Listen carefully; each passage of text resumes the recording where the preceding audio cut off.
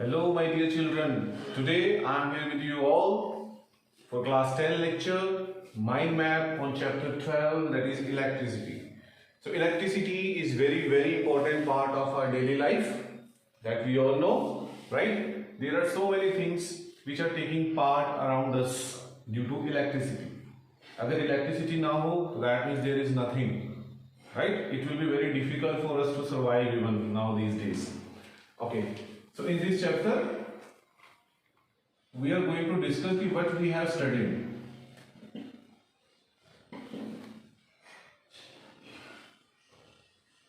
So this is electricity. सबसे पहले electricity का चैप्टर पढ़ने से पहले सबसे पहले आपको ये पता होना चाहिए एक term that is charge, what we call electric charge,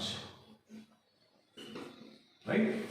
तो इलेक्ट्रिक चार्ज क्या होता है कि जो भी मैटर है, जितनी भी मैटर्स होती हैं उनके पास सबके पास कुछ ना कुछ किसी चीज से बनी है, राइट? तो इलेक्ट्रिक चार्जेस क्या होता है कि जैसे हम simply example we are rubbing the comb in the hair and bring that near the bits of paper, तो वो क्या करता है, उसको अट्रैक्ट करता है, राइट? अगर बिना रबिंग किए उसको लेके जाऊं तो कुछ फर्क नहीं पड़ता। क्यों फर्क नहीं पड़ता? क्योंकि जब हम रबिंग करते हैं तो कुछ चार्जेस जनरेट होते हैं उससे, राइट? तो चार्जेस क्या होगी, एक फंडामेंटल प्रॉपर्टी होती है due to which any substance और एनी पार्टिकल्स, कुछ भी जो भी चीज है, they experience a force, right? तो फोर्स जो जनरेशन है वो चार्जेस की वजह से होती है। अगर चार्जेस नहीं होंगे तो फोर्स जनरेट नहीं होगी। Now this force may be attraction or maybe repulsion. It depends upon the nature of charge. So that is our electric charge, right? इसका जो सिंबल है इलेक्ट्रिक चार्ज का, that is Q, right? और किसी भी body के ऊपर अगर चार्ज आपने कैलकुलेट करना है तो उसके लिए हमारे पास फॉर्मूला है Q is equal to NE. very important. Q is equal to NE. N यहाँ पे क्या है, that is number of electrons. E जो है वो है charge on electron, that is fixed. E की वैल्यू हमारी फिक्स है, that is 1.6 into 10 raised to power minus 19 कूलम. कूलम is the unit of charge, right? और चार्ज के कुछ फीचर्स हैं. Charge is conservative, right? इसको arithmetically we can add. Conservation nature होती है, क्वांटाइजेशन नेचर है, इसको हम क्वांटाइजेशन ऑफ चार्ज बोल सकते हैं कि charges are always integral multiple of fixed number, that is charge on electron. Okay, now after this we studied one more thing, that is depend upon this, that is electric current, I. तो electric current को generally we can write I is equal to Q by T. तो rate of flow of charge, जब भी किसी भी quantity के साथ हम रेट लगा देते हैं, rate means we are going to divide it by time. तो उसी तरीके से टाइम से हमने इसको डिवाइड किया, राइट? इसका जो यूनिट है चार्ज का, क्योंकि ये एम्पियर ने डिस्कवर किया, तो एम्पियर जो भी साइंटिस्ट डिस्कवर करता है अपने नाम से रख देता है, coulomb per second, right? 1 coulomb upon 1 second. Okay, after this इसको मेजर करने के लिए एक डिवाइस भी था, that is ammeter. Okay, and it is always connected in series. हमेशा सीरीज में लगेगा वो अमीटर, राइट? तो ये हो गया यूनिट और ये हो गया अमीटर इन सीरीज. ये हो गया इलेक्ट्रिक करंट, एम्पियर हो गया, राइट? तो I is equal to Q over T. इसके बिहाफ पे आपको न्यूमेरिकल्स आ सकते हैं. I is equal to Q over T. If the number of electrons are given तो आप ये वाली वैल्यू यहां पुट कर सकते हो, Q is equal to NE. तो this is the second formula in this chapter, right? Okay, then after this we discuss one more term, electric potential and potential difference. My dear children, there is a big difference in these two. Don't take it same, right?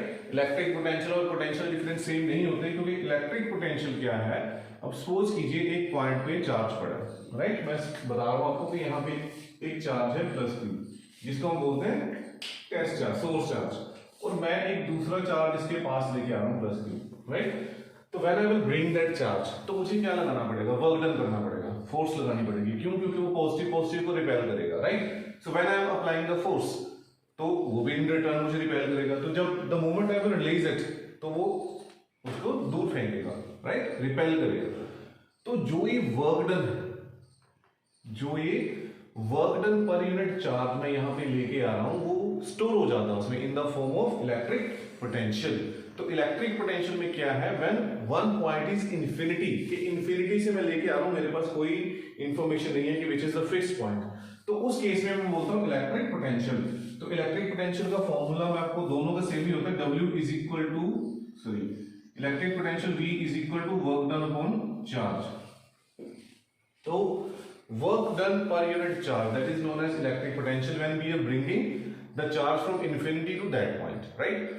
और अगर मुझे point पता है कि मैं VA से लेके VB तक जा रहा हूं, तो दैट मींस वो मेरा हो जाएगा potential difference when both the points are known and one point is infinity, then it is electric potential. Is it clear? और higher potential to lower potential ही चार्ज हमेशा फ्लो करेगा।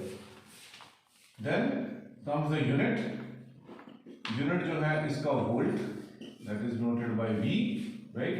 इंस्ट्रूमेंट इसका voltmeter है, जिससे हम इसको measure कर सकते हैं, that is called voltmeter, right. And it is always connected in parallel. Series parallel का मैं फंडा आपको बाद में समझाऊंगा अभी इसी में।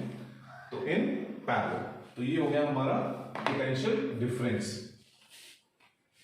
अब इसके बाद एक साइंटिस्ट आए जिन्होंने इन दोनों फिजिकल क्वांटिटीज को रिलेट किया। How he relates this quantities in the form of one law he describe, that he named it Ohm's law. Ohm's law ने हमें ये सिचुएशन दी, V is equal to IR। कहता है कि जितना ज्यादा पोटेंशियल डिफरेंस होगा दो पॉइंट्स के बीच में, उतना ही ज्यादा करंट फ्लो करेगा, राइट। जितना कम पोटेंशियल डिफरेंस होगा उतना ही कम करंट फ्लो करेगा। ग्राफिकल प्रेजेंटेशन भी थी। ग्राफिकल प्रेजेंटेशन कुछ इस तरीके से थी, अगर V और I है तो ये ग्राफिकल रिप्रेजेंटेशन इस तरीके से बनेगी ओम्स लॉ, राइट। ओके, तो अब जो ये है R भी एक बहुत ही इंपॉर्टेंट टर्म निकल के आई हमारी इलेक्ट्रिसिटी चैप्टर के अंदर, दैट इज रेजिस्टेंस। वैसे तो ये कांस्टेंट है कि V अपॉन I जो रेशियो है वो that is always constant, right. क्योंकि अगर लीनियरली वेरी करेंगे, लीनियरली इंक्रीज करती है कोई भी चीज, तो वो उनकी जो रेशियो है वो कांस्टेंट रहती है। ओके, देन ओम्स लॉ ने इसको डिस्क्राइब किया। उसके बाद रेजिस्टेंस की डेफिनेशन बनी कि रेजिस्टेंस क्या है। रेजिस्टेंस एक ऑब्स्ट्रक्शन है which always oppose the flow of current, जो हमेशा करंट को चलने से, फ्लो करने से रोकती है, दैट इज रेजिस्टेंस, राइट। तो हम अब रेजिस्टेंस को डिफाइन करेंगे। रेजिस्टेंस, राइट, इसका जो सिंबल है वो कुछ ऐसा है।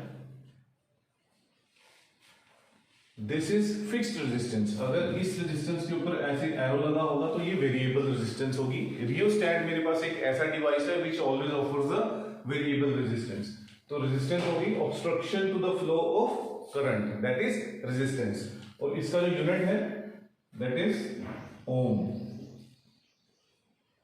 और उसका सिंबल ऐसे, क्लियर। अब मैथमेटिकल फॉर्म भी आती है रेजिस्टेंस की निकल के, कि रेजिस्टेंस का एक फॉर्मूला भी बनाया जाता है, that is R is equal to rho L over A। Very very important relation. Rho जो है दैट इज स्पेसिफिक रेजिस्टेंस, जिसको हम रेजिस्टिविटी बोलते हैं। लेंथ है L है लेंथ ऑफ कंडक्टर, A है area of cross section.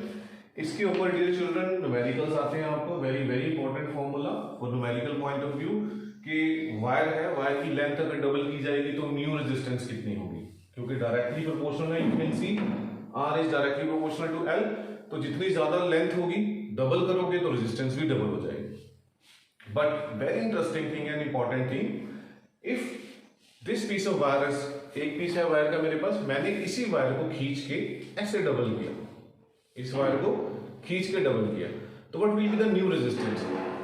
Listen me carefully, this is the wire, मैंने इसको ऐसे पुल किया और ये डबल हो गई लेंथ इसकी। तो ये जो डबल लेंथ होगी तो उससे क्या फर्क होगा? तो what will be the new resistance? अब ध्यान से देखो, जब मैंने इस वायर को, ये थी वायर की थिकनेस, अब मैंने जब इसको खींचा तो लेंथ तो डबल हो गई, बट इसकी जो थिकनेस है वो हाफ हो गई। दैट मीन्स जो रेडियस है वो हाफ हो गया। तो उस केस में हमारे पास अगर हम वैल्यू बात करें तो जो न्यू लेंथ L है वो तो डबल हो गई, लेकिन जो रेडियस है R डैश है वो क्या हो जाएगा R/2। तो when you will put up the value R/2 area पे आप पुट करोगे तो R²/4, राइट, और 4 ऊपर चला जाएगा, लेंथ हो जाएगी डबल। तो put up the value R is equal to rho, L की जगह पे 2L अपॉन एरिया की जगह पे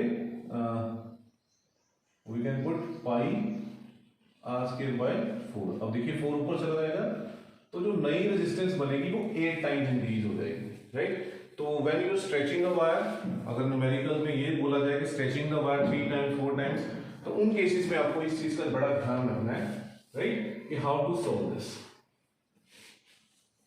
ओके, अब इसके बाद आती है रेजिस्टिविटी,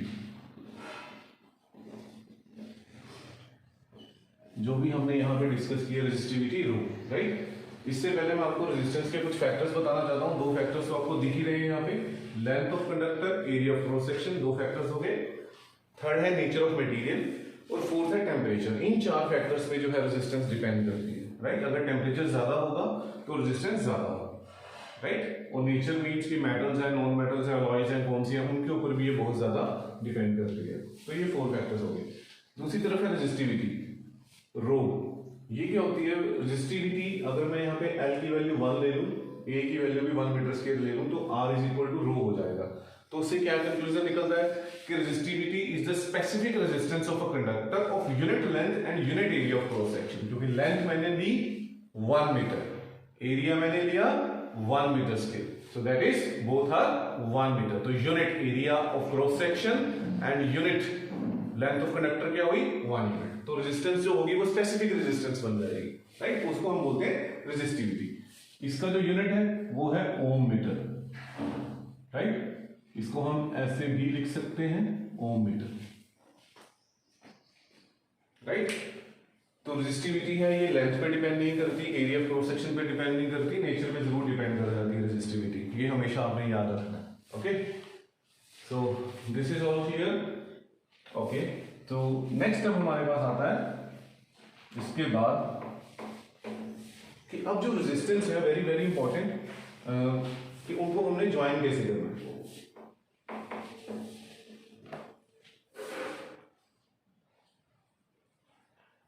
तो हम इसको कुछ ऐसे बना लेते हैं, कॉम्बिनेशन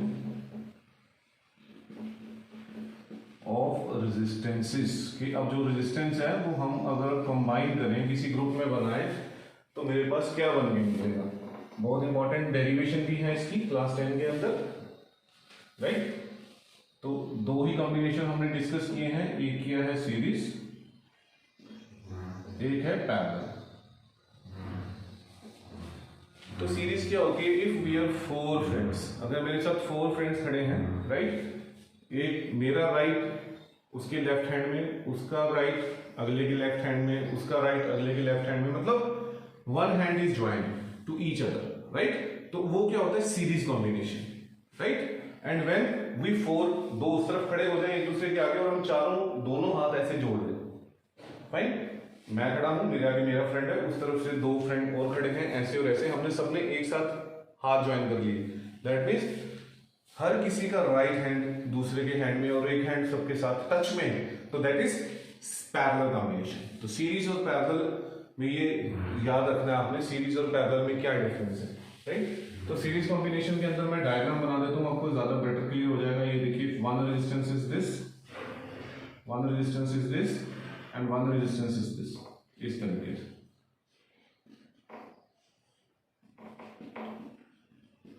तो ये क्या हो गया? सीरीज। और दूसरी तरफ एक रेजिस्टेंस ये, एक रेजिस्टेंस ये, एक रेजिस्टेंस ये।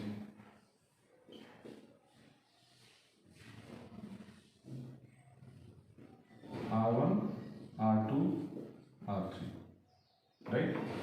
ये चीज याद रखिए। तो ये पैरेलल कॉम्बिनेशन हो गया।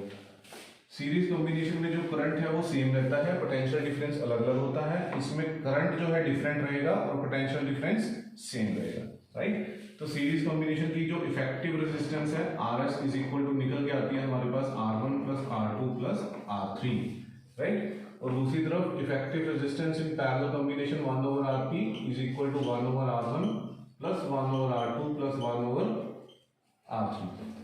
तो इफेक्टिव रेजिस्टेंस जो निकल के आती है पैरेलल कॉम्बिनेशन में, that is always less than the series combination. तो हमें पता है कि रेजिस्टेंस क्या करती है, resistance is always opposing the flow of current. इस वजह से जो रेजिस्टेंस है वो ज्यादा बेनिफिशियल तो नहीं है, तो दैट मींस अगर रेजिस्टेंस बढ़ेगी that means it will be not helpful for us. तो हम किसको प्रेफर करेंगे हमेशा, जिसमें रेजिस्टेंस कम बने। तो that is why we always prefer resistance in parallel combination. जो हमारे घरों में सप्लाई आती है, राइट, तो उससे हम पैरेलल ही यूज करते हैं कि अगर एक रूम के अंदर लाइट चलेगी तो सारे घर की सप्लाई बंद नहीं होती। पहले ऐसा नहीं होता था, जैसे पहले लाइट्स लगाते हैं जो दिवाली के ऊपर पहले आती थी पुराने टाइम में, कि जब एक बल्ब फ्यूज हुआ तो सारी लाइट बंद हो जाती थी। But this time we are not having, क्योंकि पैरेलल कॉम्बिनेशन यूज करते हैं कि अगर एक बंद हुआ तो बाकी इफेक्ट ना हो। इसमें देखो अगर ये बंद हो गया, करंट की supply will stop here, it will not pass to the R2। बट यहाँ पे सबकी सप्लाई अलग अलग है, तो ऊपर वाला अगर सर्किट बंद हो गया तो नीचे वाले चलते रहेंगे, इसमें कोई इशू नहीं है, राइट। तो ये होगा series and parallel combination, very very important. Then we have Joule's law of heating.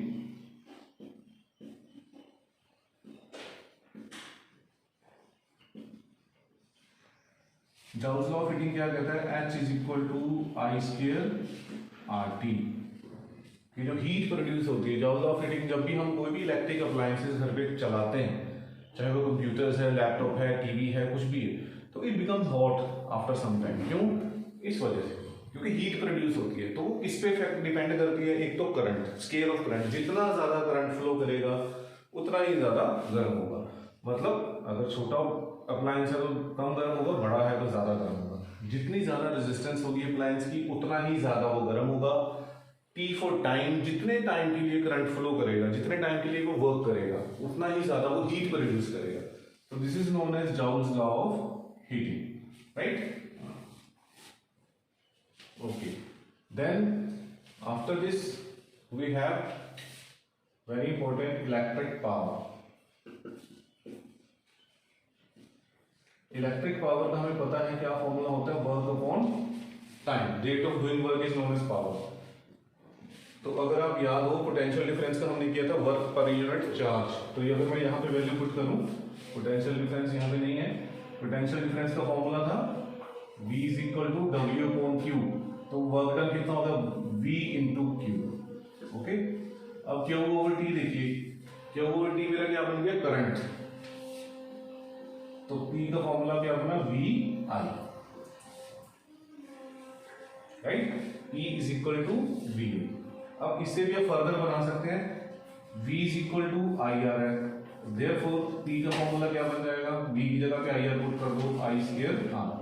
अब I की वैल्यू कर लो, if I is equal to V by R, then P का फॉर्मूला क्या बन जाएगा, P will be is equal to V square by R। 1, 2 and 3। So these are the three different formulas for power, right? Power which are used in it, in this form, in this chapter. Okay. Then after this we have very important electric energy. Electric energy पे जाने से पहले मैं आपको unit बताना चाहूंगा। इनके जो यूनिट्स हैं वो है वॉट, राइट। बिगर यूनिट हो सकते हैं kilowatt, right, and horse power also. Horse power, 1 horse power is equal to 746 watt. तो ये हमारे यूनिट्स हो सकते हैं पावर के। अब है हमारा इलेक्ट्रिक एनर्जी। तो इलेक्ट्रिक एनर्जी का फॉर्मूला क्या है, electric energy can be defined as power into time. जितने भी इलेक्ट्रिसिटी के बिल हमारे बन के आते हैं वो इसी फॉर्मूले से बन के आते हैं।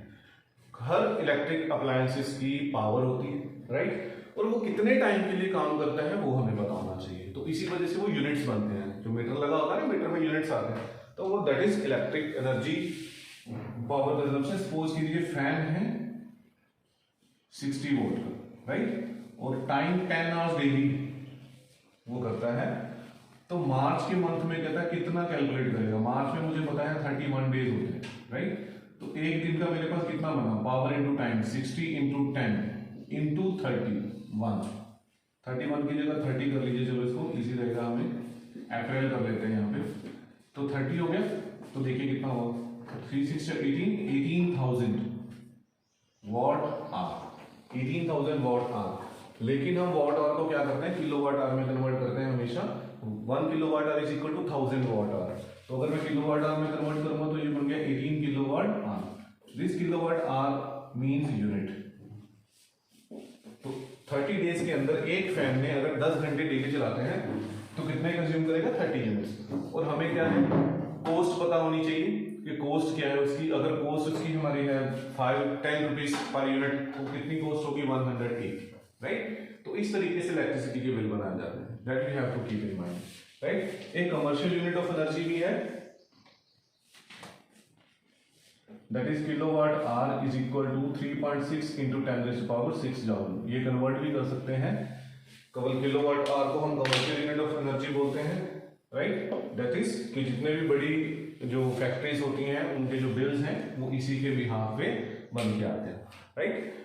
तो इसमें हमने क्या क्या फॉर्मूलाज डिस्कस किए, 1 Q is equal to NE, charge is equal to NE, and I is equal to Q over T, then V is equal to IR, then resistance का formula R is equal to rho L upon A, then हमने किया series and parallel का formula, right. Then हमने किया power का formula, then हमने किया electric energy का formula. So this chapter is full of numericals, right. So in my next lecture, I will share with you all the numericals and how to solve these numericals with easy tricks, right? Thank you so much. So please subscribe, share and like my channel for the more videos.